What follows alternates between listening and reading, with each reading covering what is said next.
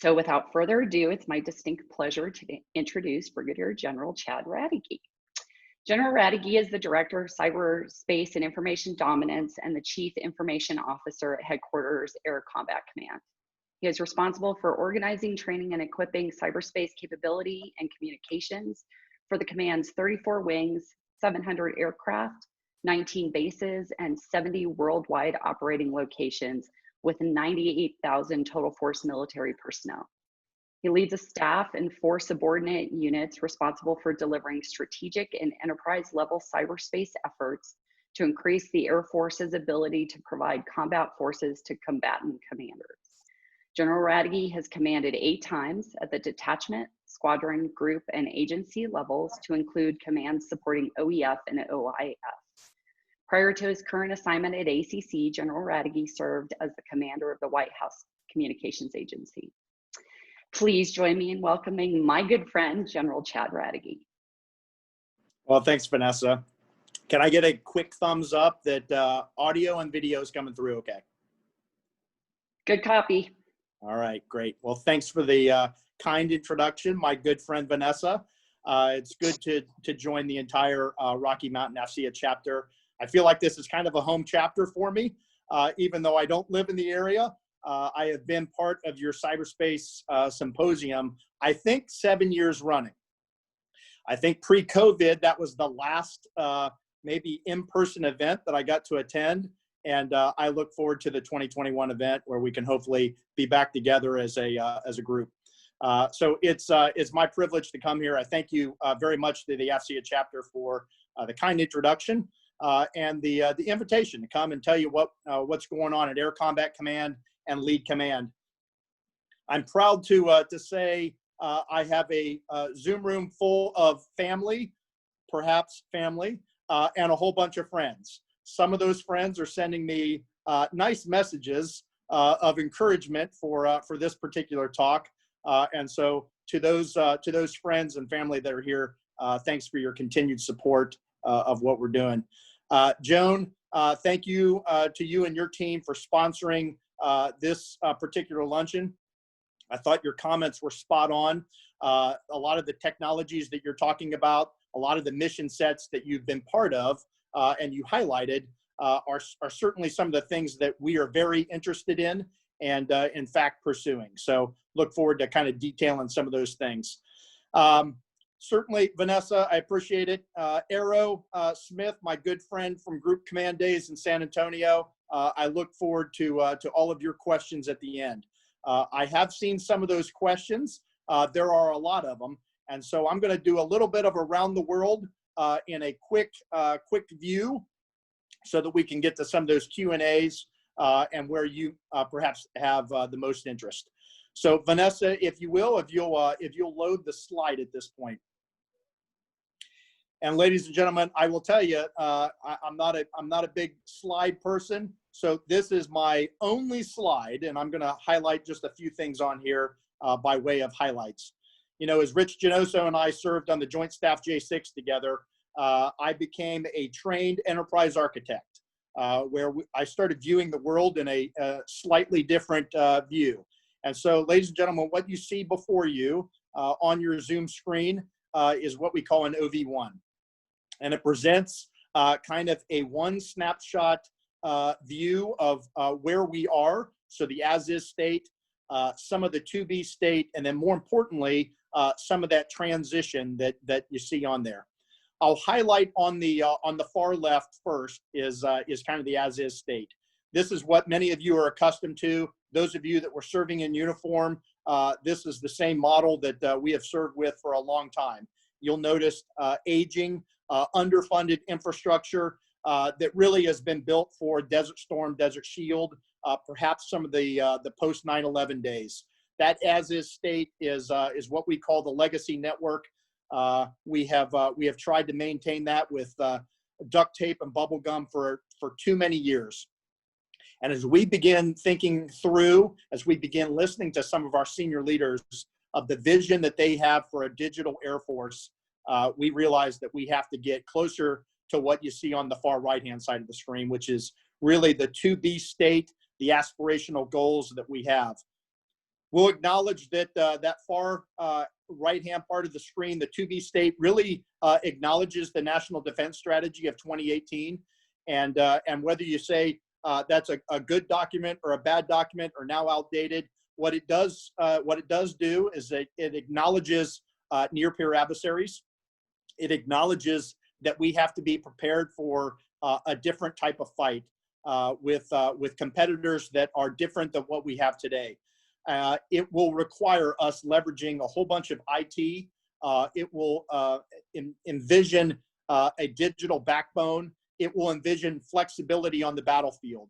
All of these are components that we try and build in. So if I come back to kind of the center of the screen, you'll notice that that I'm looking at this OV1 through the lens of where I am today at Air Combat Command, headquartered at Langley Air Force Base. We are lead command for cyber. We're lead command for the enterprise IT capabilities. And so my job as a MAGCOM is to organize, train, and equip. And so you see 4 lines of effort there in the middle of the screen that kind of highlight the things that we value, the things that we think will get us from the current to-be state to that as-is state. You'll see things in there that align with my 4-star boss, commander of ACC, now General Mark Kelly, just assuming command. So the perspectives that he's bringing from years of experience around our Air Force, and most recently as the Air Force's A3.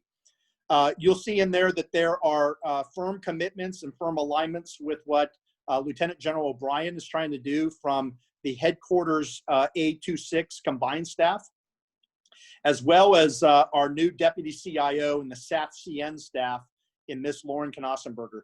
She just assumed those duties as well. She is bringing a wealth of experience and energy to that position, and I think really is going to drive us home. So, you know, you'll see those 4 lines of effort in the middle, and I think it's very consistent with what the senior leaders have been talking about. You know, this is AFA week. This was a virtual experience for AFA as well, but I did listen a couple of times to some of our senior leaders talk, to General Raymond talk, to General Brown, our new Chief of Staff talk, our Secretary of the Air Force, and then Dr. Will Roper, our SAF AQ. Accelerate, change, or lose, a common theme. Hashtag commercial, hashtag connected, hashtag computerized. All of these are new terms that we're going to have to start thinking about. So I'd like to just take that center area and highlight a couple of things for you. You heard Joan talk about Kubernetes and Zero Trust, and that's certainly a key pursuit for us. What we're seeing is a new way of the way that we are viewing and, more importantly, defending our networks. Zero Trust is not about a new technology. It's not about a single device that you install. It really is a strategy of implementation. It takes us from that old castle and moat approach to network defense, where if you got past the perimeter, you kind of had free reign. We have moved past that, or we're trying to move past that, where we're now starting to think about how do you protect micro perimeters? How do you protect the data, whether it's at rest, whether it's in transit? How do you protect those key weapon systems that are out there? Zero Trust is enabling all of that. There are some specific tenets that we're thinking through. Tenets of Zero Trust include identity versus network location. So imagine that, you know, you require information and it's based on the identity that you have. It builds upon those micro perimeters rather than the layered security approach of simply strapping on new security tools and tactics along the way. We're now starting to talk in terms of device compliance versus domain credentials. So now we're looking at, do you have the right capability with where you're coming from, with the right credentials to access that data and keep it protected along the way. We're now saying you have to prove your trustworthiness rather than just trusting you implicitly. And that's a key term, trusting implicitly. That's the old model. It used to be you joined the Air Force and you got your CAC, and now you have access to whatever you need. Now we're saying no, each transaction you're going to have to take a look and prove your trustworthiness. And when you do prove it, we're now saying, hey, you're going to get limited access instead of the full access. Some of you are probably scared that the zero trust is asking a lot of our airmen. And I would say, yes, it's asking a lot, but part of the strategy is, how do we take advantage of the technology? How do we work at machine speed? Those are where the transactional paths will be. That's where the device compliance and the trustworthiness comes in. Zero trust is really shaping everything that we're doing. Cloud, data, network infrastructure, tactical edge connectivity. Zero trust is going to be an enabler for all of those things. I'm very excited to say that the Air Force, the Department of the Air Force, is really leading the way on work in zero trust. We've been working with United States Cyber Command, 16th Air Force down at San Antonio. We're putting together a pilot right now of about 1,000 users running with a zero trust environment right now. Joan mentioned the Kessel Run. We're bringing in some of those zero trust technologies and strategy into the AOC weapon system. And how do you protect that data as it distributes around the world? So really excited about zero trust. Moving over a little bit, let's highlight some of the mission defense team work that's going on. This is very closely aligned with our Cyber Squadron initiative. So this is us transforming our current legacy environment of communication squadrons and saying that we really need to repurpose our airmen to get after a different type of thing. And that different type of thing is providing a persistent cybersecurity presence for our weapon systems. This is empowering our wing commanders that are responsible for fly, fight, and win on their weapon system. So that could be an F-22, that could be a DCGS node, that could be some sort of space airborne network that we're trying to protect. Giving those wing commanders the ability to protect with trained airmen their weapon systems is absolutely key. We've really made some great strides in the last several years as lead command. We have a common weapon system that we call CVA Hunt. We now have some training that has been put in place across the entire Department of the Air Force. We have made connections with our Total Force environment. So Little Rock Air Force Base, some of the Total Force professionals there, as well as McGee-Tyson Air Force Base in Tennessee, have stood up schoolhouses where we're training some of our MDT operators to make sure that they are accustomed to what they will see on the weapon system and how to best manipulate that. We've also put a pretty dynamic C2 structure in place. So we're tying together the MDTs, the mission defense teams at the base level, with a mid-tier, what we're calling a CDCC, a cyber defense correlation cell, and then tying all of that together down at 16th Air Force with our Cyber Defense Operations Center, so our CDOC. We have 2 CDCCs that have stood up already. Schriever Air Force Base, right there in your hometown, was really the first one that got theirs up and running, and they have been a pathfinder for all of us and have done a remarkable job. ACC just activated our CDCC about 2 months ago, and so they're up and running and doing some remarkable things. All right, let's move over a little bit. Let me just highlight Agile Combat Employment. This is one of those buzzwords that all of our senior leaders are talking about, and really this is thinking through what's the future fight going to look like. And it's going to be one where we're distributed. It's going to be one where we have tactical edge components. It's going to be one where we have a whole bunch of sensors flying around, and it's going to be reliant on communicators and IT professionals to figure out how to get those connections back to the big environment. So, you know, some of the buzzwords that you hear going on right now, ABMS, the Air Battle Management System, and the demos that are going on there, Agile Flag, some of the ACE exercises that are going on across the globe, primarily in the European and the Pacific theaters, tying all those things together. That's what the Agile Combat Employment, the ACE, is all about. You know, when I joined the Air Force many, many years ago, I started as a tactical communicator at Tinker Air Force Base in the 3rd Herd. I'm really seeing a resurgence of tactical expertise and tactical culture come back. You know, now I'm starting to visit different bases, and we have our airmen out in the field with our weapon systems. They're thinking through how to protect that from spectrum vulnerabilities, from network attack, from cybersecurity vulnerabilities. They're working through all of those dynamics in a tactical environment. And so I'm really excited to see the culture that is beginning to grab hold again from the tactical side. Let me talk about just briefly the integrated NetOps. We're starting to see a real need to treat our warfighting and our enterprise operations not as singular silos, but really as a converged enterprise effect. And so how do you start thinking in terms of an offensive cyber operator relies on your infrastructure. A defensive cyber operator is trying to protect that. A DOD-in operator is trying to maintain that. A tactical operator is out trying to make sure that you have connectivity. If you think about those as silos and not as a integrated NetOps approach, this is where we start running into problems. So we're taking a lot of the industry models and a lot of the industry best practices, and we're starting to think in terms of weapon systems evolving to more of a NOC and SOC approach. So that's a network operations center and a security operations center. And the way that those two key entities integrate and navigate with one another in unison is what's driving us forward.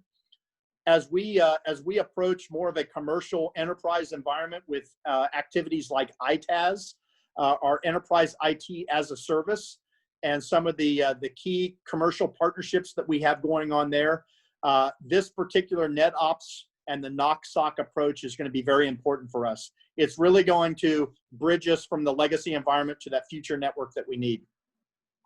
So finally, I'm just going to highlight, because you know, an AFCEA chapter is all about bringing together our industry partners, our military, and academia into a core group.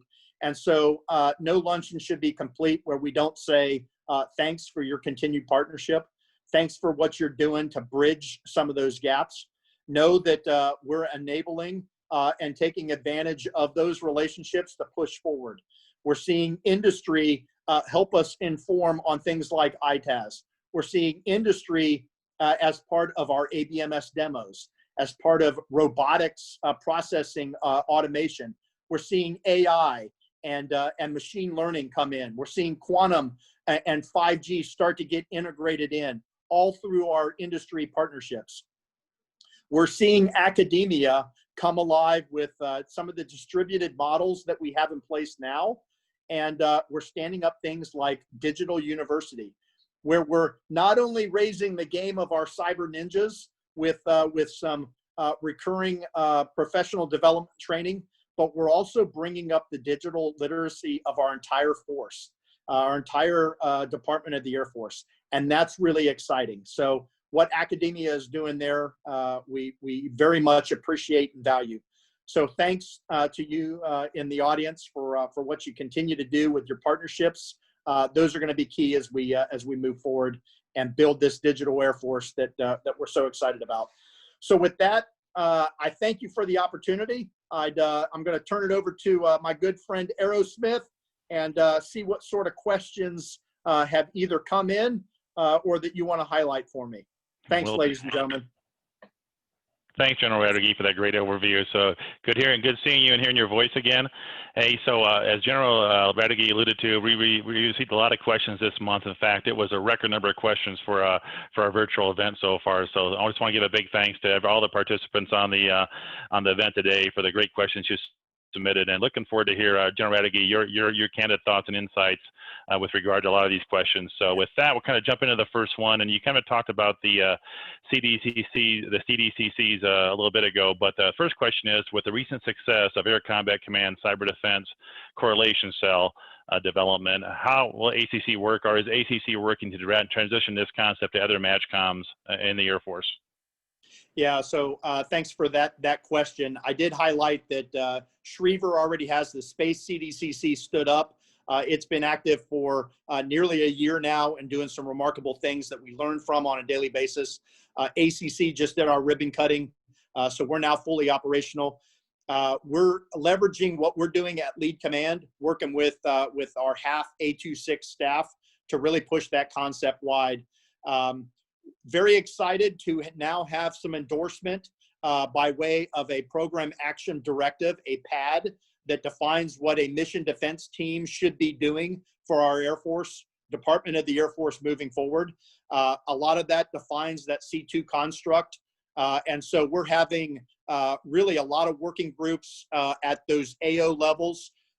We have stood up some exercises where we bring mission defense teams from, say, a Spangdahlem and a Tinker Air Force Base with the AWACS community, bringing those teams in, working through intel-informed decisions. How does that feed in? How do we make decision qualities? How do we report up through a C2 environment? So things like Cyber 9 lines and the reporting structures there.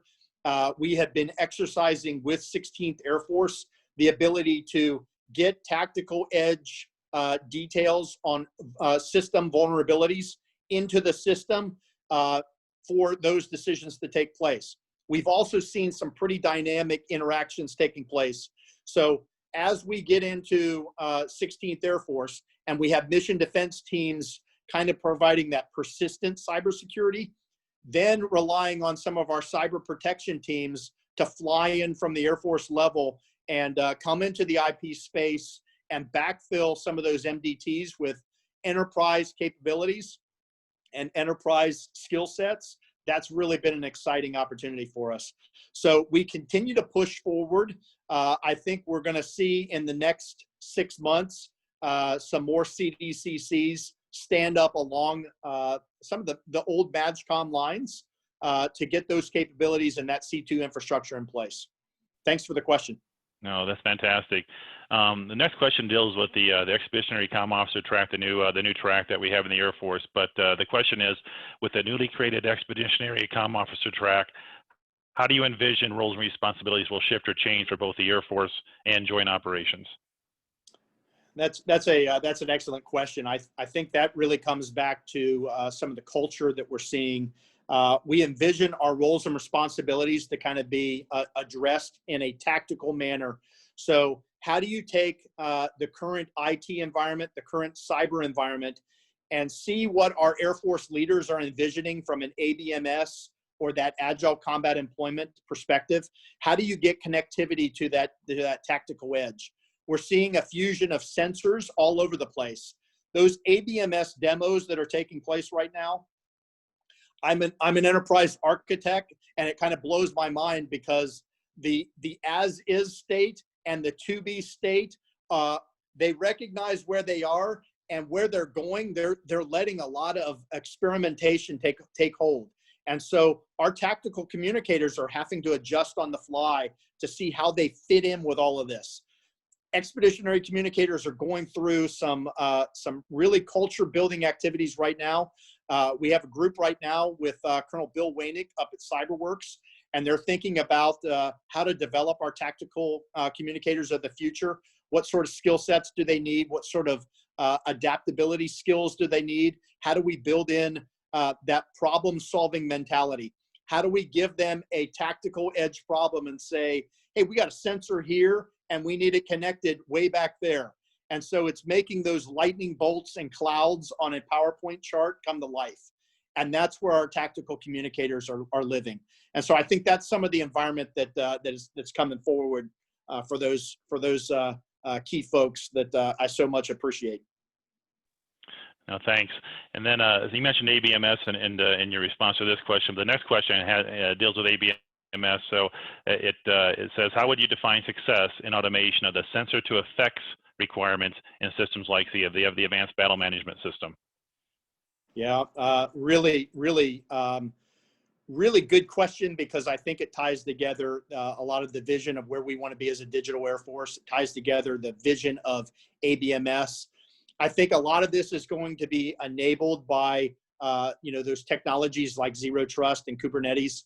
A lot of it is recognizing that ABMS is not necessarily trying to build new sensors. It's really about taking all of the sensors that are already out there and finding ways to connect all of them together. some ways that we see interactions with today. In other ways, as part of those demos, seeing the experimentation to test new ways of connectivity. How do we get faster? How do we build in technology into some of those environments? So we're going to be very reliant on AI and ML to build some automation, to build some connectivity to any sensor at any time, at any location, at times, any classification level. So now we're starting to talk in terms of, hey, we don't need just Nipper at the tactical edge, but we really need JWICs so that you have that intel-informed capability, but also the ability to get your air tasking order.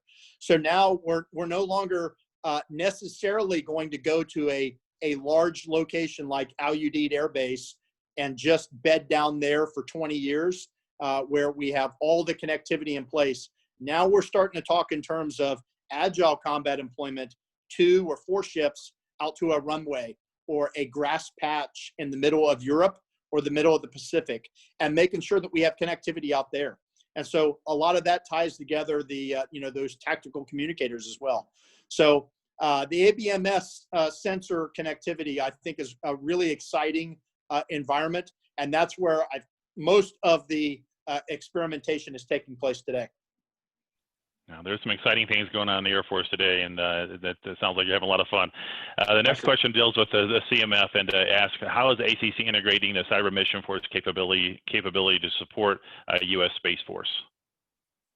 Yeah, so that's a good question, but one that I don't have a solid answer on. What I will tell you is that we work on a daily basis with HAF 826 as they're taking a look at what are the requirements associated with the CMS build out of the future. And once those requirements have emerged, and there's a whole bunch of really interesting questions and debates that are taking place right now with budget authorities and mission alignments and people build outs. Once we get some definitive answers from HAF, we will move out on the organized train and equip, and then certainly work with 16th Air Force and now our information warfare NAF to be the operators for that future environment. Great, thanks. And the next question is a contract question for EC2, but the question is, do you have any updates or insights that you can share regarding the Enterprise Cyber Capabilities contract that's being developed to support 16th Air Force with a variety of cyber capabilities? Don't have much of an update, so that's probably not making a lot of you happy. What we do know is that we had an initial RFI that went out. We had about 100 different responses that came back in. So we're working through those responses and shaping a new environment. We had visions to do kind of an industry day where we would have some more deliberate interactions with you. COVID has certainly put a damper on that. We are evaluating if we can pull something together in a virtual manner to kind of talk through this initial response effort and then figure out how to do the next round of attacks. So nothing definitive. We are working through a whole bunch of great responses, and hopefully we'll have an update in the very near future for you. No, appreciate that, sir. And this next one's a two-parter, so it ties into your combat agility line of effort. But the question is, will Air Combat Command pursue or sponsor AFWERX and Air Force venture companies that receive a SBIR Phase 1 or direct to Phase 2 award at the next centralized pitch day in January? And the second piece of that question is, do you think capturing a direct to Phase 2 award and moving it into Stratify, which Phase 3 contract position, will increase or generate more interest with the Air Force users on those capabilities? Thanks for the question there. I mentioned Ms. Knausenberger as our new Deputy CIO. I mentioned Dr. Will Roper as our SAF AQ, kind of up front in my conversation about the way that they're really pushing us forward on a lot of this technology integration. Some of this involves the AFWERX lines of effort and what they do for us. We've seen a number of industry pitch days. Ms. Knausenberger actually has some legacy experience with AFWERX, working with that particular organization. So the answer to the question is, do I see an opportunity with SBIRs coming up? And the answer is yes. We have been working with AFWorks on some of our key initiatives. We had one that we called 12 and 12. This was really reducing the complexity of our network infrastructure from an exorbitant number of different technologies down to 12 key ones in a 12-month timeline. So that was the 12 and 12. We made some really good strides on that. We have declared at least an initial ops on that. There's still work to do. Ms. Knausenberger has already stood up a task force, now a named operation that we will start going after, aptly named Operation Flamethrower. And this is to take a look at that as is state that I showed on my OV1, kind of the legacy network environment that we're in now. And we're going to say, hey, what policies can we just burn to the ground? What redundant capabilities do we have in place right now that we need to just get out of our network so that we can get more innovative and get to that to-be state that we so desperately want to get to? So that flamethrower initiative, that operation, is going to look to burn stuff to the ground as quickly as possible. We have been in some budget battles. I often say, I operate in two different canoes. I'm trying to operate the legacy network that we have today, and I'm trying to build the network of the future that we need. And funding is limited on both of those. And so we're going to have to make some strategic trade-offs and offsets along the way. I think that's where our small business initiatives will come in. AFWorks and their mindset, the way they have broken down bureaucracy, I think will be a key lever for us. Part two of your question is one that I don't have a lot of expertise on. What I will tell you is that in the post-COVID environment, our interactions with Major General Schmidt at the Lifecycle Management Center at Hanscom, so LCMC, and his directorate in HN, we have a very close working relationship with them, closer than I've seen in my career. And as a result, we've been able to make some really huge gains for our Air Force. A lot of those future acquisition strategies will revolve around the work that General Schmidt and his team put into place. ACC as lead command representing the entire department will be part of those conversations. So that's really, I think, the best way I can answer that second part of the question. No, thanks for sharing that, sir. The next question is another two-parter. You've already answered, I think, in your presentation and in one of the answers earlier about how you synchronize and deconflict MDT teams with enterprise DCO forces. But the second part of that question is a really good question, and it asks, how will the Air Force's centralized training model prepare airmen for such disparate terrain? An example they give is the AFNet versus the mission system terrain.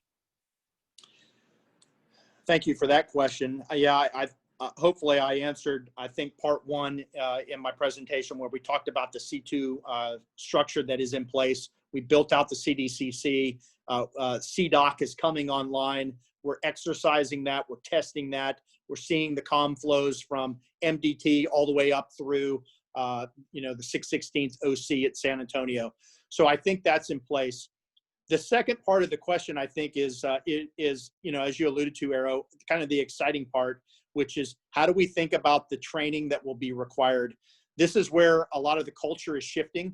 This is where our Air Force is making deliberate decisions that the legacy environment was one that, relied heavily on DODIN operators, and the future environment, the one that we're trying to build, because we're able to put partnerships in place with our industry partners where they can kind of run the network and then we can work the cybersecurity piece, we're going to see more of a shift to a DCO, a defensive cyber operator mindset.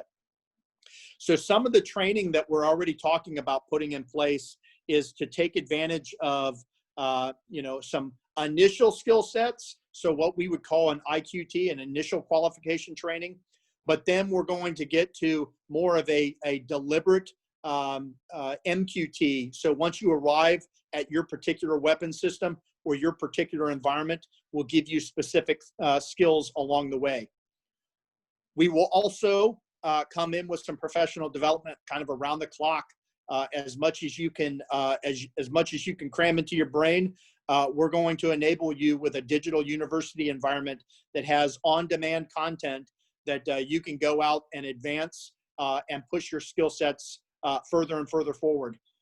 I think the really exciting piece is on the talent management side. And this is where our chiefs are coming together, and they're blowing up the old models of really managing our young airmen, and they're saying there's got to be a different way. And so as you start accruing those really unique skill sets, whether it's a formalized training or stuff that you do on your own, and we credit you for those, we're going to manage you along the way throughout your Air Force experience. And so if you're a young airman first class or a young second lieutenant that starts your career on an F-22 weapon system, for example, and you've gone through the training, you've learned what a F-22 cyber environment looks like, how do we then develop you to take advantage of those skill sets? Hey, perhaps your next assignment is we move you to the enterprise so that you can see the way that the entire F-22 enterprise comes together. Perhaps we put you on an enterprise team and allow you to take those F-22 skill sets and apply your perspective across the Air Force. But then perhaps as you become a field grade officer or an NCO or senior NCO, there is some talent management to say, hey, you gained your chops early in your career on the F-22. We're now going to have you lead that mission defense team or lead that cyber protection team looking at those capabilities. So that's, I think, some of the cultural transformation that's taken place, and our chiefs are doing a remarkable job of really making us relevant moving forward. So shout out to them. We've always done that on the officer side, and I think we're even getting more deliberate there. On the civilian side, so this is not just a uniform, where on our civilian side, the management and the talent management associated with moving our key leaders around the Air Force is getting even more deliberate as well. So I'm just really excited to see the way that talent management is taking off, especially in the common info realm. No, great answer, very comprehensive.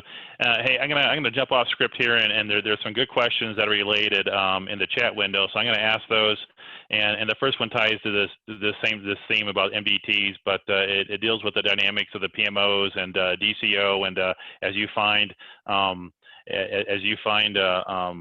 incidents, on a weapon system or a mission system, the question is, are the PMOs essentially playing nice with the MDTs and allowing them to take actions on the mission networks and stuff? So that was a question in the chat window. I wanted to go ahead and ask that one to see what your insights were. Yeah, thanks for that question as well. In January timeframe, many of you were aware of the large Microsoft patch that became a vulnerability across really our globe. And in the Air Force, we established a named operation to make sure that we were patching for that critical vulnerability. We called it Operation Spartan Wizard. And so as we came out of that Operation Spartan Wizard, as we got all of those critical patches pushed out, we did discover some of the continued frustrations that we have had. We talk about an AFNet environment, and we talk about the broader AFIN environment, so the information network where our PMOs and PEOs really sit. And so there was a challenge that came and landed on my desk, and they said, "Hey, Chad, we really need you to stand up a lessons learned group across the Air Force, and we're going to team you with SAF-AQ, and we're going to team you with LCMC." And kind of the acquisition community there on the weapon system front. So the CROW's office, cyber resiliency of our weapon systems. And so it's a tri-chair that we have been working through for about the last 5 months to have those more deliberate conversations, to take a look at the flows of what does an MDT do? What does a PMO do? Where does our acquisition community come in? And then as well, not only just nipper and sipper, but how do we look at the JWICS environment and our SAP networks? How do we make sure that we have unity of effort on the way that we're reporting in and those interactions? And so that working group continues. Conversations with our SAP AQ professionals continue to be fantastic. And so, very pleased with the way that that working group is coming together and actually delivering upon some things. We've got some different models that we've come up with. We're breaking down some policy misalignments. We're identifying some communication flows that we're implementing. Part of this is out briefing Lieutenant General Hawk, our 16th Air Force commander, kind of the one responsible for that, OSW-like response. But then we're also, making sure that we're tied in with our Pentagon policymakers so that we have that alignment there as well. So excellent question. Really excited to see the work that continues to go on. Great answer. Thanks, sir. And going to the chat window again. So the next question is about digital university. And the question is where is the content coming from? Is it being built in-house, or is industry providing course to spin up troops in the currently deployed technologies? Is the question. Yeah, so Digital U is really an exciting adventure that's going on. There are 3 different kind of lines of effort. One is to take kind of our cyber ninjas, what I would call our cyber ninjas, our high-end operators, and there's some specific content that has been built for them. Some of that is from industry, some of that is in-house development that is then loaded in kind of that Digital U environment. There's then kind of a middle tier that I kind of put in the IW realm. So if you're a cyber operator, if you're an ISR professional, if you're doing those types of jobs on a daily basis, this is for you. And so same thing, industry has built a lot of that capability. There is some in-house development that we have brought in. And then finally is that kind of the baseline, which is the digital literacy for the entire force. And so that is primarily industry built to just describe some of the key technologies or some of the key content that is out there. I'm a Facebook consumer quite a bit. It's been interesting to watch what has happened on our post-COVID environment. There's a group that has stood up called the Quarantine University. And boy, it's exciting to see the way that content is being developed and shared across those social media platforms. Digital U is very much like that. So while we have kind of a game plan right now of content that has already been developed by industry and some that we have developed already, there's going to be emerging content that will figure out how to incorporate into that Digital U infrastructure and environment so that everybody can take advantage of that. Oh, that's exciting. I'm going to jump back to the questions we got from folks who registered, but the last question I'll ask from this list is it deals with life cycle replacement plan for Windows 10 computers. But what is the life cycle replacement plan for originally purchased Win 10 compliant computers? Thanks for that question. For a while we put a we put a moratorium in place, really to prevent the amount of spending that was taking place across the environment.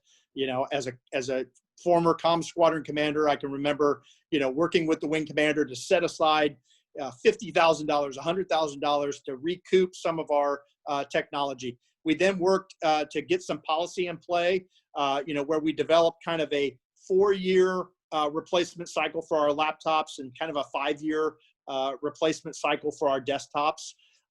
That moratorium has now been lifted in this post-COVID environment. We recognize that some of these commercial tools like Zoom and CVR and Teams and others, just were not compatible with some of those older systems. So we've lifted that moratorium, and we've really put it back out to the bases to say, hey, come in with your needs. If you can set some budget aside, go ahead and tackle that.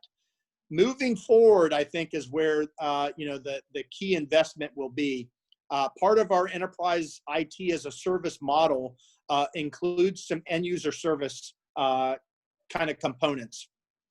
We already have some of that in place. We've got about 60,000 of our airmen that are already taking advantage of an environment where a commercial provider is out there, having conversations with those 60,000 airmen to get them up to speed on a more deliberate upgrade process for Win 10 machines and your computing environment in general.